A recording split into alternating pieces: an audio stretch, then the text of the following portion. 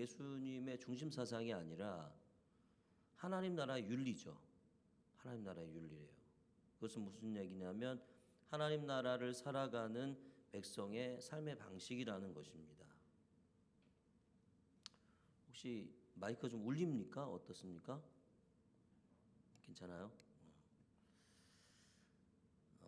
그러니까 하나님 나라를 살아가는 하나님 나라 백성의 어떻게 살아가야 되느냐 할 때 사랑으로 살아가야 된다 하는 거죠.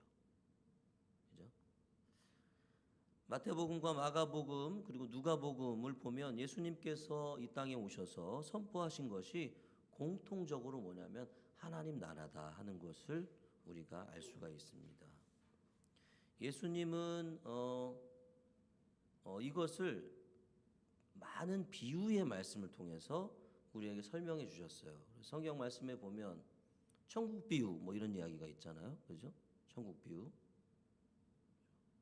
유명한 우리 마태복음 5장 7장, 마태복음 5장에서 7장의 산상수훈도 하나님 나라 백성이 어떻게 살아야 하는지를 가르쳐 주는 말씀이고, 그리고 마태복음 13장에는 천국 비유라는 비유의 말씀이, 하나님 나라에 대한 비유의 말씀이 가득 채워져 있습니다. 그리고 마가복음 4장과 누가복음 8장에도 이런 말씀이 계속 나타나고 있어요. 그러니까 하나님 나라는 그러니까 복음서 전체를 흐르는 주제라고 할 수 있는 거예요. 하나님 나라. 그래서 예수님을 알고 믿고 사랑하며 따르는 사람이라면 어떻게 해야 돼요? 이 하나님 나라가 뭔지를 알아야 되는 거예요. 예수님이 말씀하신 하나님 나라.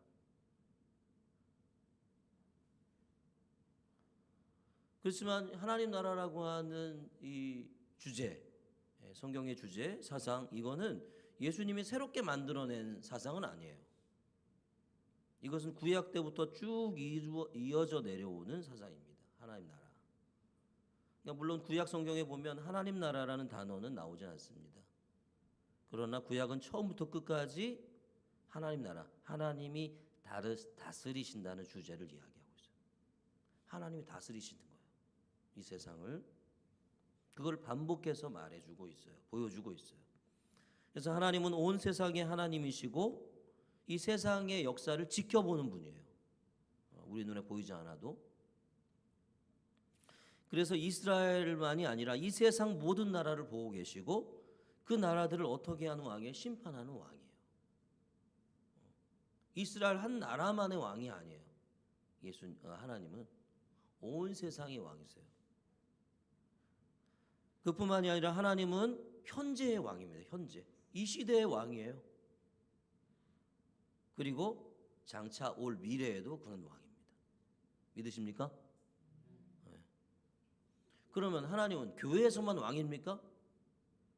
아니에요. 교회에서만 왕이 아니에요. 종교적인 영역에서만 왕이 아니라 우리의 이 세상의 삶 속에 일상적인 삶에서도 그는 왕인 거예요. 이렇게 하나님 나라라는 말은 구약에서 사용하지 않지만 구약에는 하나님이 다스리시고 그분이 이 세상을 통치하신다는 사실을 끊임없이 드러내주고 보여주고 말해주고 있습니다. 그러니까 우리가 구약을 요즘에 읽고 있잖아요. 그렇죠? 구약 성경을. 근데 구약을 읽지 않으면 오늘날 그리스도인에게 기독교의 가르침은 그저 내면적인 것에 불과하는 거예요. 내면적. 나를 사랑하셔. 나를 구원해 주셨어. 뭐 이런 거죠. 내 안에서만 일어나는 것. 아무도 몰라. 왜냐하면 내 안에서만 일어나니까. 내 영혼을 만져주는 것. 이 정도의 그냥 개인적인 신앙으로 끝나버립니다. 구약을 알지 못하면. 구약의 이 하나님 나라 사상을 알지 못하면. 구약에 나타난 광대하고 위대하신 하나님, 현재와 미래의 왕이자 이스라엘과 모든 나라의 왕이신 하나님. 종교적인 영역뿐만 아니라 사람의 일상의 모든 실제적 영역에서의 왕이신 하나님이 신약의 예수 그리스도로 나타나고 있는 거예요. 그래서 구약의 하나님을 모르면 예수 그리스도는 그저 내 죄를 사해 주시고 내 죄를 용서해 주시고 나를 구원받게 하신 분 정도밖에는 안 되는 거예요. 그냥 전락해 버리는 거예요. 떨어지는 거예요. 그거는 땅에 떨어지는 거예요. 물론 내 죄를 사해 주시고 나를 구원하신 것은 놀라운 사실이에요. 대단한 사실이죠. 그렇지만 예수 그리스도가 이 세상을 통치하시는 하나님이시라는 사실을 잊어버리면 교회는 철저하게, 기독교는 철저하게 요 안에서만 이루어지는 행위가 되는 거예요. 요 안에서만. 건물과 개인의 영혼 속에 그냥 갇혀버리는 종교가 되는 거죠. 그리고 여기에서 뭐가 나타나냐면 이원론적인 영성이 나타납니다.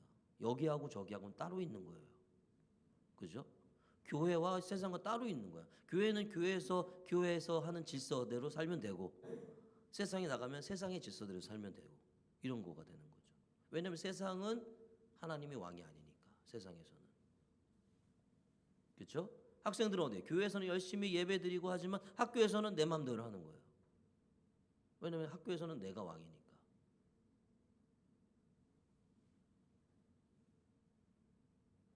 그러니까 교회 문을 열고 세상을 나가면 기독교의 예수와는 전혀 관계없는 삶을 살아가게 되는 거예요. 이원론적인 영성이고 삶인 거죠.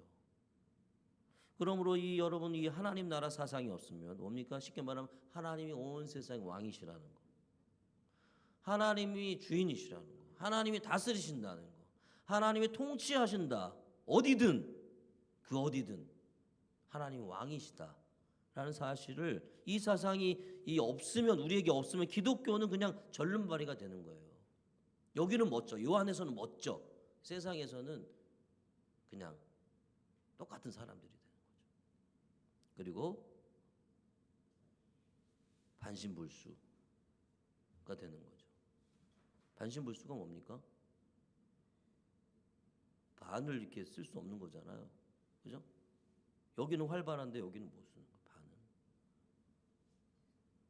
그러므로 여러분 그리스도인이라면 구약에서 이야기하고 있고 예수가 거듭 말씀하신 이 하나님 나라 사상을 절대로 놓쳐서는 안 됩니다.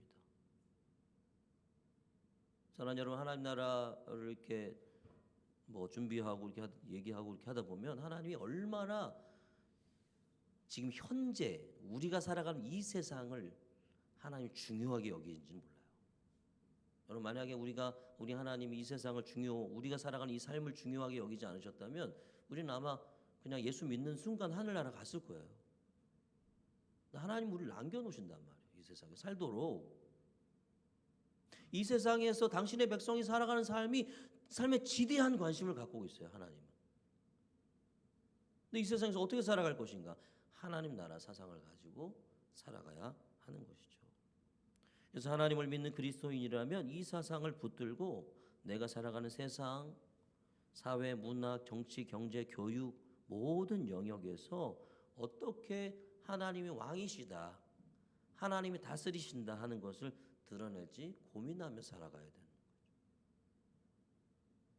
그리고 고민만 하면 되겠습니까? 우리도 전도에 대해서 고민이 되잖아요. 어떻게 고민할까? 주님 앞에 기도하면서 생각해내야죠. 그죠? 주님이 주신 좋은 생각들도 생각해내야죠. 그죠? 그렇게 해서 그렇게 살아가야죠. 그죠? 고민만 하면 안 되죠. 그래서 이 하나님 나라라고 하는 이 세상, 좀 제일 단순하게 말하면 하나님이 왕이시고 하나님이 전 세계를 다스리신다 하는 이 사상을 우리가 꼭 붙들고 이 땅에서 살아가야 한다 하는 것입니다. 신약과 구약을 이렇게 꿰뚫는 하나님 나라 사상의 바탕에는 근데 이 하나님의 깨어진 마음과 이것을 회복하려 하시는 하나님의 비전이 깔려 있어요. 여기에는. 그래서 하나님은 애초에 삼위로 계시잖아요. 그죠? 삼위일체 하나님. 그죠? 우리는 하나님을 믿어요. 이거는 사실은 살짝 틀린 말이에요. 우리는 삼위 하나님을 믿습니다. 이게 정확한 말이죠. 하나님이 삼위로 계시면서 그 세 분의 깊은 이 공동체적인 교제와 사랑은 완전한 거예요. 완전해요. 그런데 거기에 누굴 끼워줬어요? 사람을 끼워줬잖아요. 사람을. 그죠? 사람을 만드시고 하나님의 이 삼위 안에 있는 완전한 교제의 사랑의 가운데에 사람을 끼워줬어요. 왜 사람을 만드셔가지고 하나님이 그 사람과 교제하고 그를 사랑하시려고 하는지 우리는 알 수가 없어요. 우리 이해할 수가 없어. 그러나 분명한 것은 뭡니까? 그게 하나님이 인간에게 값없이 주시는 은혜라는 사실이에요. 한번 생각해 보세요. 도대체 우리가 뭐라고 야 이리 와 나랑 같이 밥 먹자. 그래서 하나님이 그런 거에 쉽게 말하면 우리 삼위 하나님이 완전한 그 교제 속에서 껴주는 거예요. 이 자리에 일로 와 같이 먹자.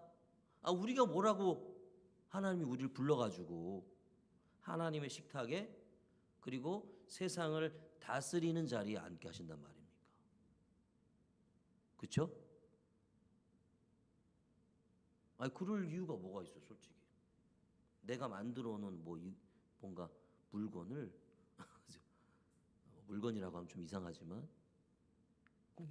가장 높은 자리야, 내 아들보다도 더한 자리에 앉혀주는, 이게 말이 안 되잖아요. 이해할 수 없는 거예요. 그러나 이해할 수는 없지만 뭐예요? 은혜죠, 은혜. 감사한 거예요, 감사한 거.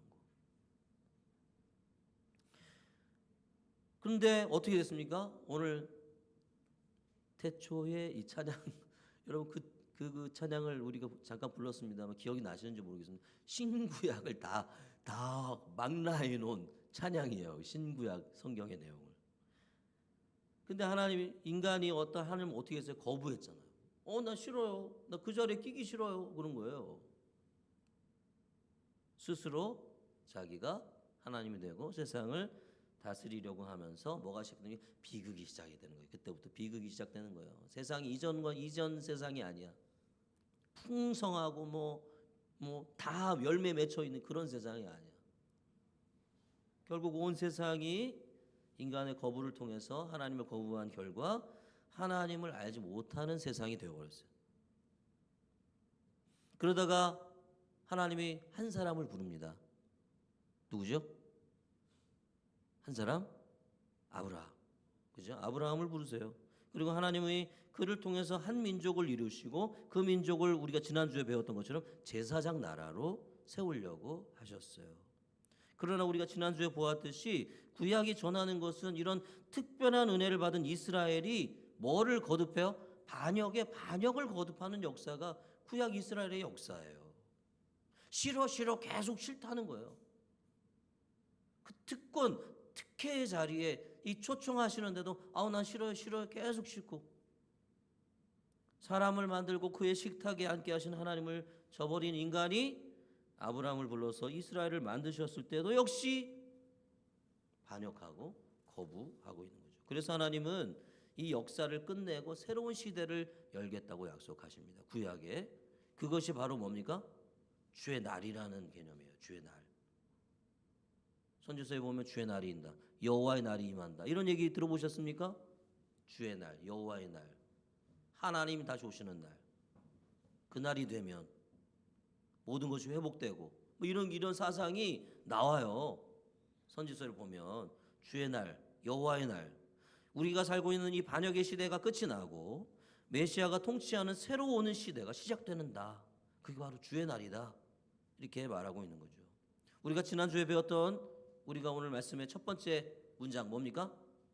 때가 찼다. 때가 찼다. 그게 주의 날과 연결이 되는 겁니다. 주의 날이 다 됐어. 다 됐어. 온 거나 다름없어. 내가 얘기하고 있는데 봐라, 나를 배반하는 팔자가 온다. 예수님이 겟세마네 동산에서 나를 팔자가 온다 하는 그런 얘기를 할 때 딱 도착했단 말이에요. 유다가. 그거예요. 때가 됐다. 주의 날이 오면 메시아가 오셔서 하나님을 반역한 시대를 끝내고 새로운 시대를 연다 하는 것입니다. 이스라엘이 나라를 잃어버리고 온갖 모욕과 수치를 당하고 있을 때 하나님은 선지자들을 통해서 이스라엘의 회복을 약속할 뿐만 아니라 오실 메시아를 통해 온 세상을 회복하시겠다는 놀라운 비전이 어디에? 구약에 담겨 있고, 이것이 하나님의 비전이라는 거예요. 이 때가 찼다는 예수님의 말씀은 주의 날이 임해서 우리가 살고 있는 시대가 끝나고 새로운 시대가 됐다고 하는 선포였습니다. 그리고 이 새로운 시대에 우리가 붙잡아야 할 가장 중요한 깨달음, 사상이 뭡니까? 하나님이 다스리신다. 아멘. 하나님이 다스리신다는 것을 붙잡아야 되는 거예요. 그래서 예수는 뭐 하는 것이 이 땅에 오셔서 하나님 나라를 그래서 선포하신 거예요. 야, 하나님이 다스리셨어. 그러면 예수님께서 선포하신 하나님 나라는 어떤 나라일까?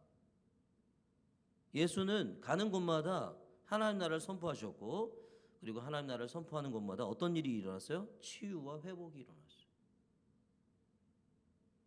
즉 하나님 나라는 어떤 나라입니까? 치유와 회복이 일어나는 나라입니다. 성경을 보면 오늘 마가복음 1장 우리가 한 절만 보았습니다만 이 말씀 15절 이후의 말씀을 보면 예수님이 귀신을 내쫓는 사건이 나옵니다. 귀신을 내쫓고요. 그리고 그 다음에 열병으로 누워있던 시몬 베드로의 장모를 고치시고, 그러자 동네 사람들이 다 모여 동네 사람들의 병을 고쳐주십니다. 여러분, 이 세상은 공중 권세 잡은 자, 이 사단이 장악하고 있다고 얘기해요. 사단이 장악하고 있어요. 그가 지배할 때, 그가 다스릴 때 어떤 일이 벌어져요? 질병, 고통, 정신적이고 사회 정치적이고 영적인 억압, 착취, 그죠? 폭력, 그것에 시달리는 거예요. 여러분, 성경을 보면 귀신 들린 자, 정상적으로 생활하는 사람 봤습니까? 귀신 들려가지고. 귀신은 사람을 사로잡아서 망가뜨리는 게 귀신의 일이에요. 사탄이 하는 일은 뭐예요? 사람을 사로잡아서 망가뜨려, 넘어뜨려, 바르게 살지 못하게 해, 바른 생각을 하지 못하게 해, 생명이 아닌 것에, 중요한 게 아닌 것에 몰두하게 해.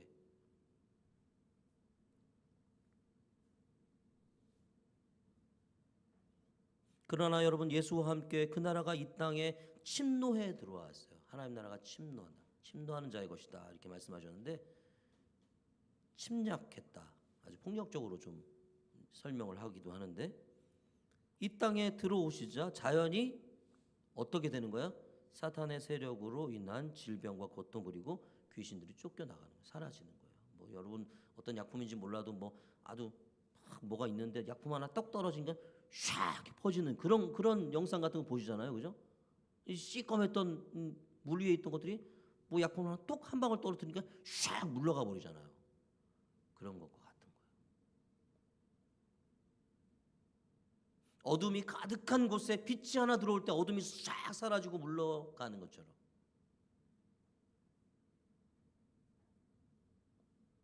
하나님 나라가 이 땅에 들어오자 어둠의 나라, 사탄의 나라, 인간의 나라가 물러가고 사라지게 되는 거죠. 예수 안에서 하나님의 통치가 완벽하게 드러나고 있기에 그가 가시는 곳마다 어둠이 사라지고 사람이 회복되고 치유되는 것입니다. 그러나 예수로 인해서 이 땅에 임한 하나님 나라는 완전한 게 아니에요. 완전히 임하지는 않았어요. 그러므로 이 땅에서의 치유와 회복은 불완전합니다. 예수님 시대에도 예수님이 계셨어도 누구는 치유받고 누구는 그대로고 그랬잖아요, 그죠? 예수님이 이 세상 모든 사람의 병을 다 고쳐준 게 아니란 말이에요. 모든 죄를 다 죄는 또 다른 거군요. 질병, 고통 이런 것들 다 해결해 주지 않으셨단 말이에요. 왜냐하면 하나님 나라가 임했지만, 새로운 시대가 왔지만 완전히 임한 게 아니기 때문에 그래요. 그래서 이 땅에서의 치유와 회복은 불완전해요. 그래서 여전히 질병과 고통이 우리 가운데 존재해요. 자신의 잘못된 선택과 죄악 때문으로 인한 고통이 있을 수도 있고, 그렇죠? 그리고 불가항력적인, 나하고는 상관없는 내 주위에 있는 사람들 때문에 당하는 고통이 될 수도 있고, 사회적인 고통이 될 수도 있고, 이런 고통이 여전히 있어요, 이 땅에는.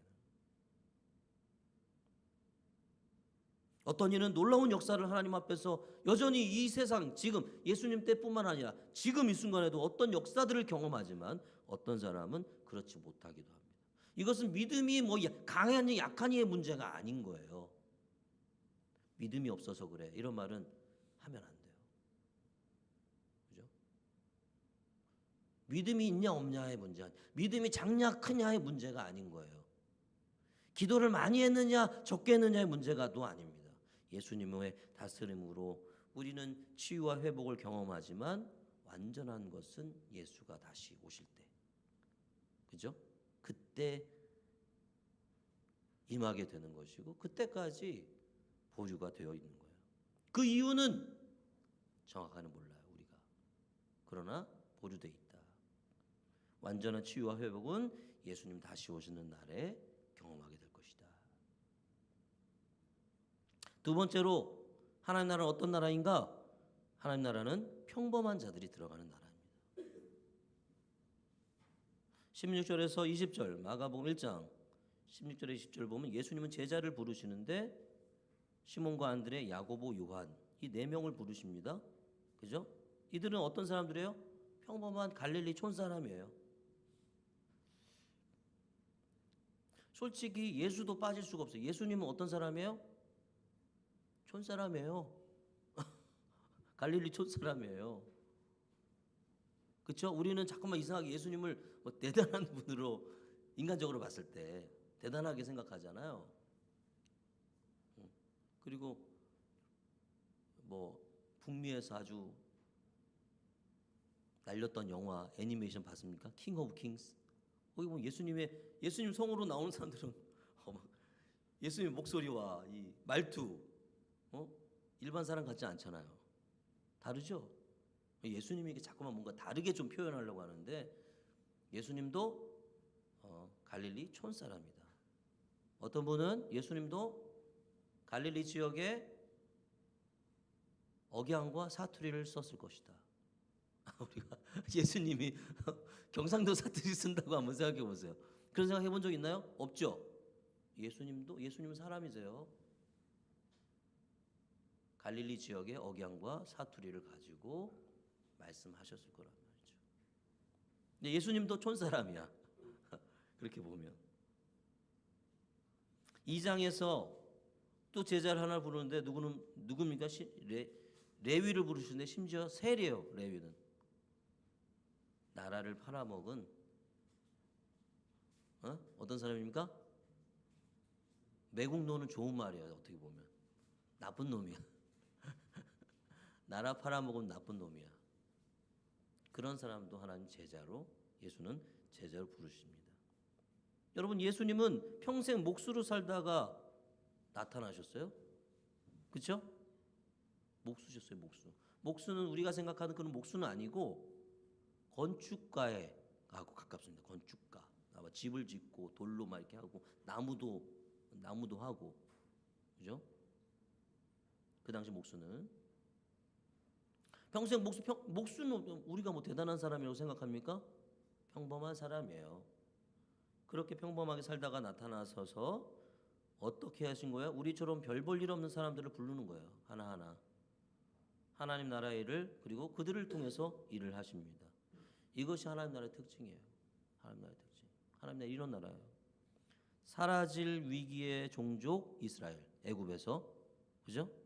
사라질 위기의 종족 이스라엘을 부르셔서 당신의 이름을 드러내려고 하셨던 하나님과 갈릴리 촌 사람들을 불러가지고 하나님 나라의 일을 하시려는 예수는 동일한 분이다.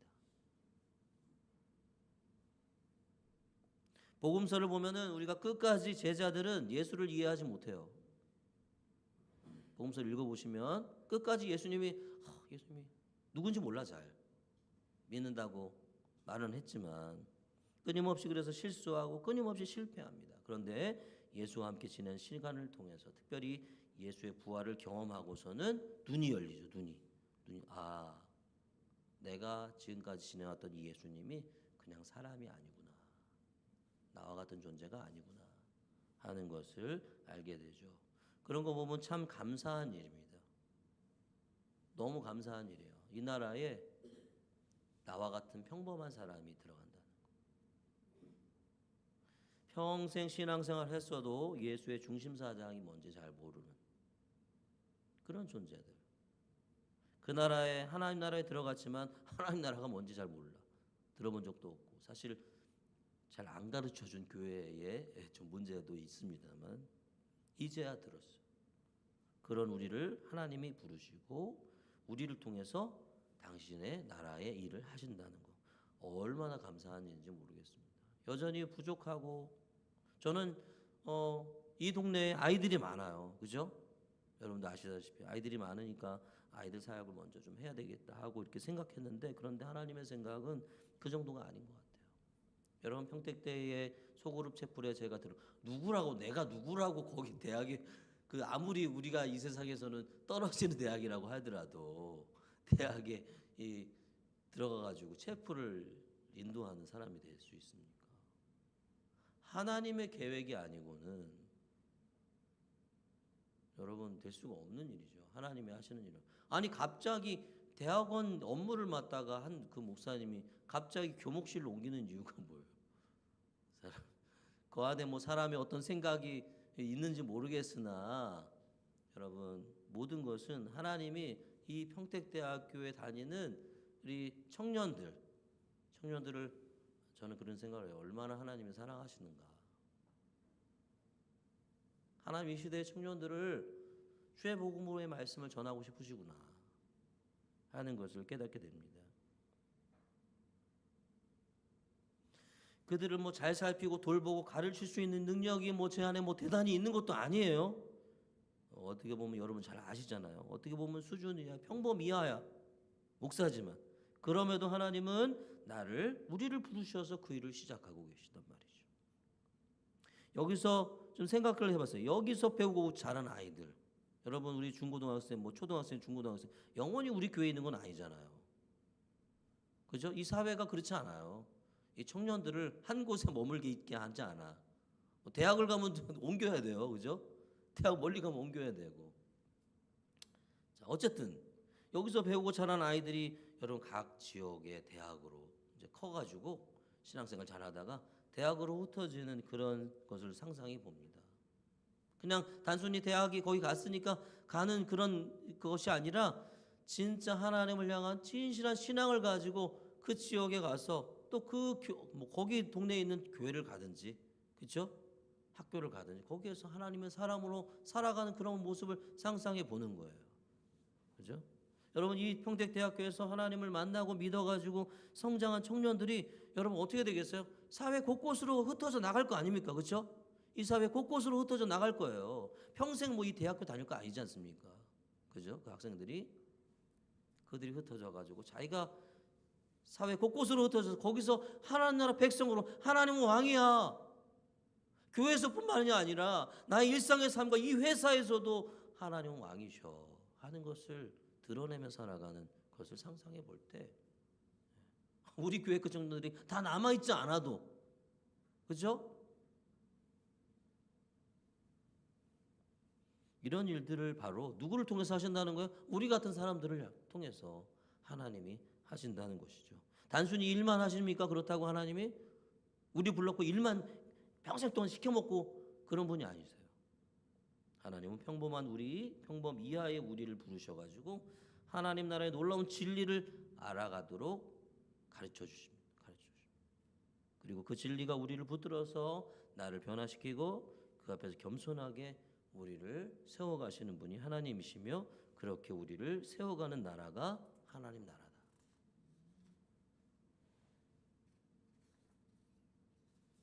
사랑하는 여러분, 그러면 이 하나님 나라에 초대되는 사람들은 어떤 사람인가? 첫 번째, 믿고 따르는 자들입니다. 믿고 따르는 자들. 먼저 하나님 나라를 믿고 따르는 자들에게 하나님 나라가 주어져요.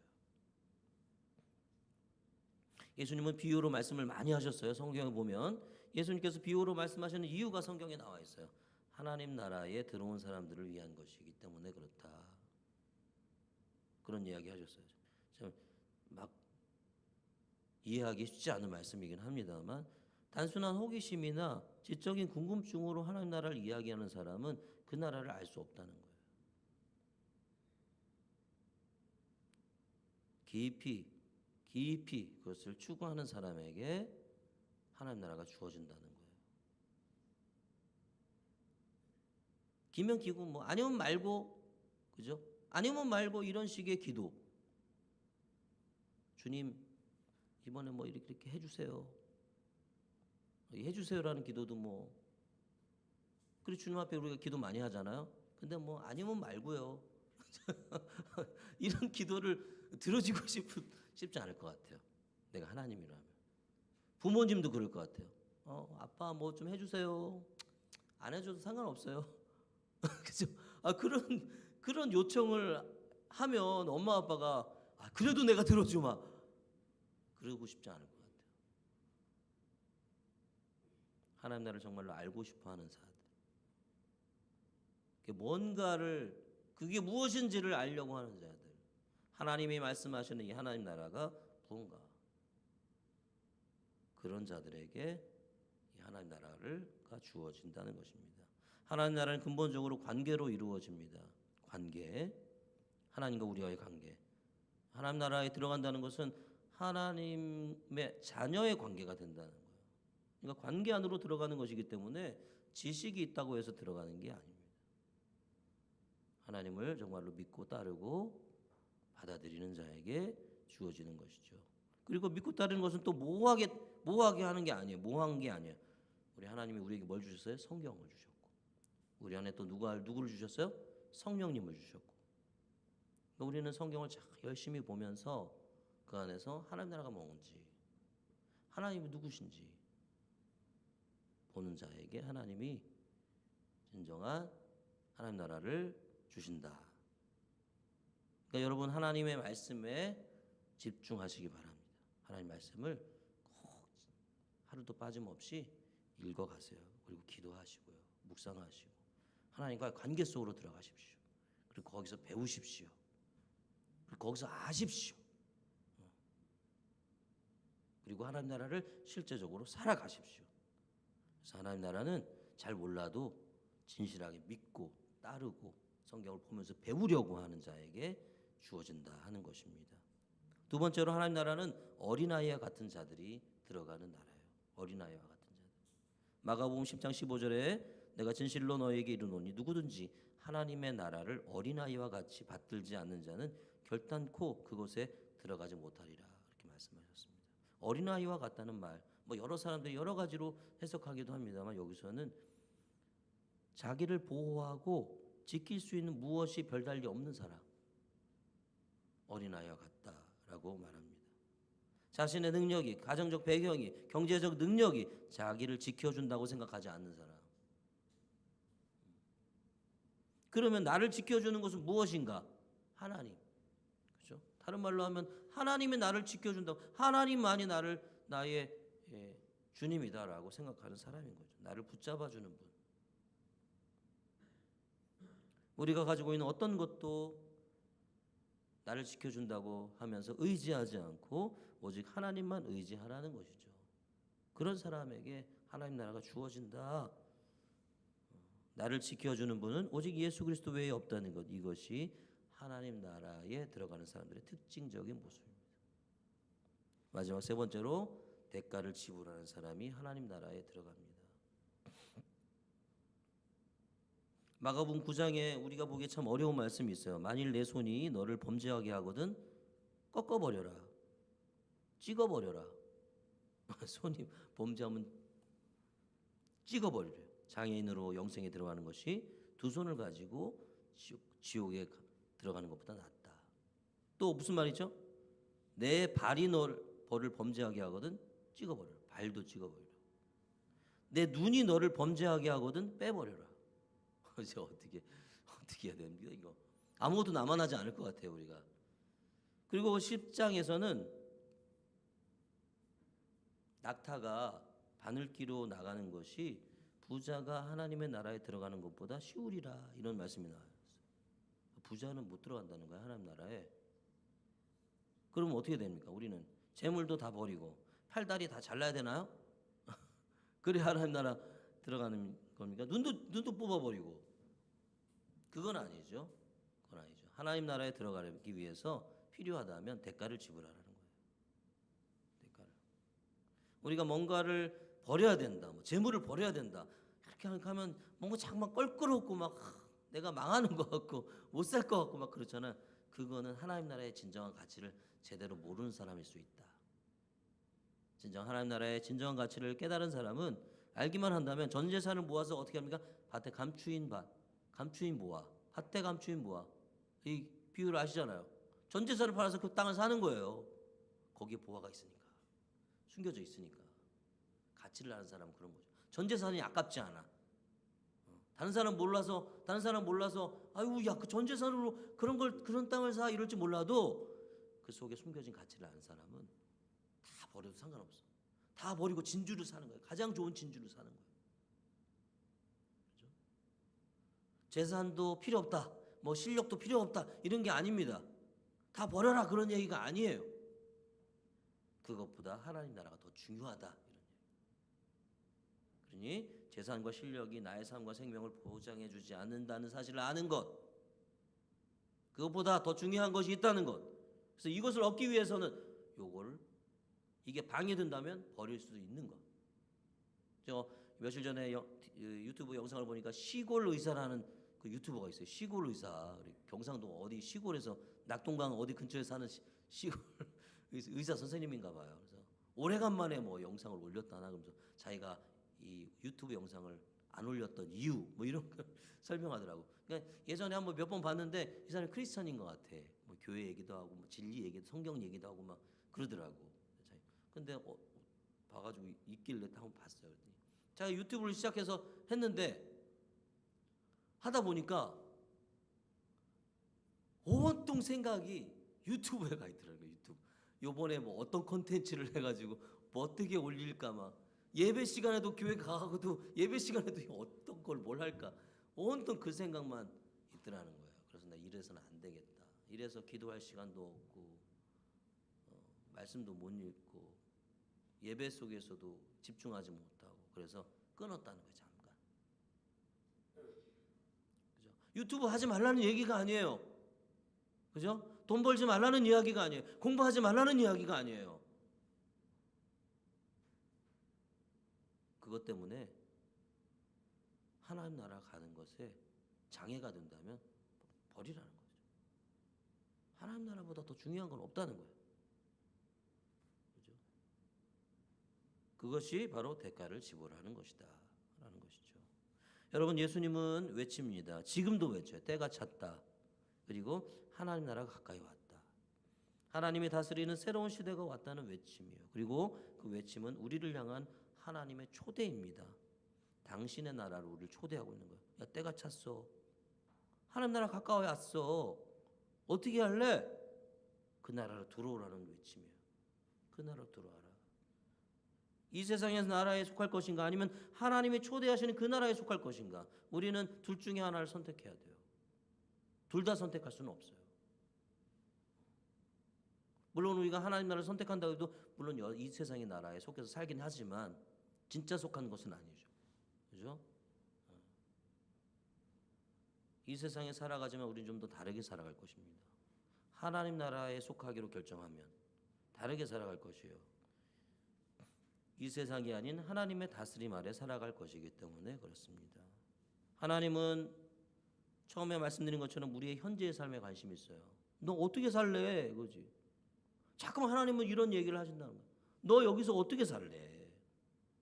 이 세상 나라에 속해가지고 그렇게 살다가 그냥 멸망하는 그런 삶을 살래? 아니면 내 나라에 속해서